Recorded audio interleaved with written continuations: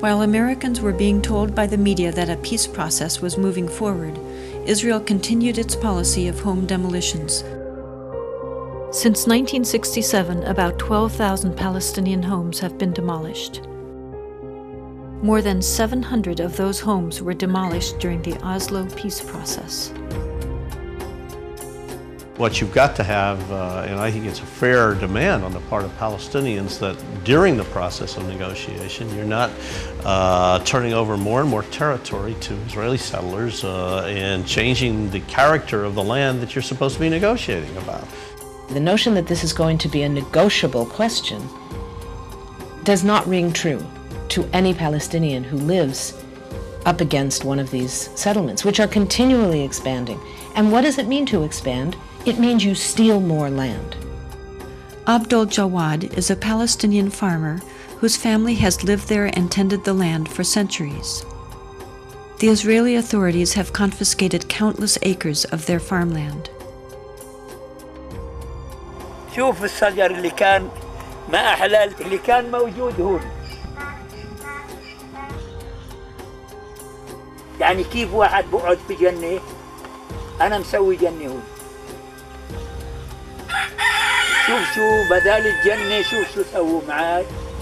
شوف شو هلا إذا بتتفرج شو هذا اللي سووه هون.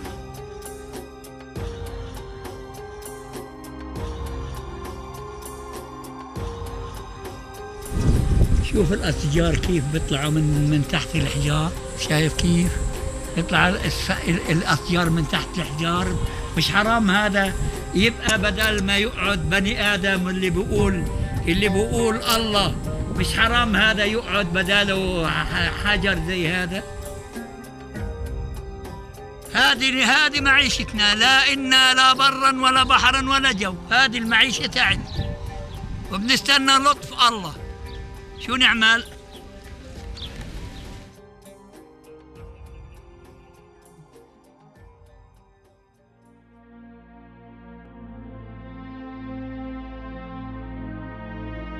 These settlers live and prosper at the expense of the Palestinians and the Palestinians' well-being, present well-being and future well-being.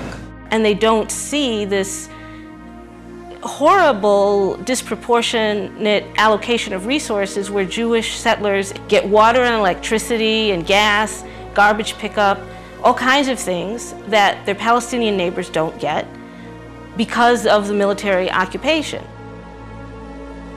هذيك المنطقة منطقة بين نعيم ممنوعة تيجي علينا. هذول الدور شوف يعني في واحد شوف يعني واحد بحوث في قلب الدور من العرب ولا واحد بحوث من العرب موجود هناك. هذه السيارة يعني لو ما إسرائيلية بعدوهاش. They lost the middle of the valley for a bypass road, which is now an Israeli-only bypass road. They can't drive on it to go to their homes. The thing is extremely ugly to watch. I mean, this is just day-to-day life. I'm not talking about the fighting here. I mean, you walk through Hebron, it's an Arab city, 100,000 Arabs, a couple hundred Jews. Settlers walking around with rifles, looking as if they own the place. Settlers can go in a Palestinian village and burn the fields there, destroy the house, hit Palestinian, even shoot Palestinian. Several of the women have been beaten by settlers on different occasions. In each of those cases, we were just being a nonviolent presence on the street, observing when settlers were acting out. And they just attacked different ones of us. والله يا عمي قد ما نحكي لكم جزء من اللي بنشوفه. The Israeli government is not doing anything to try and stop the settlers from violating Palestinian rights.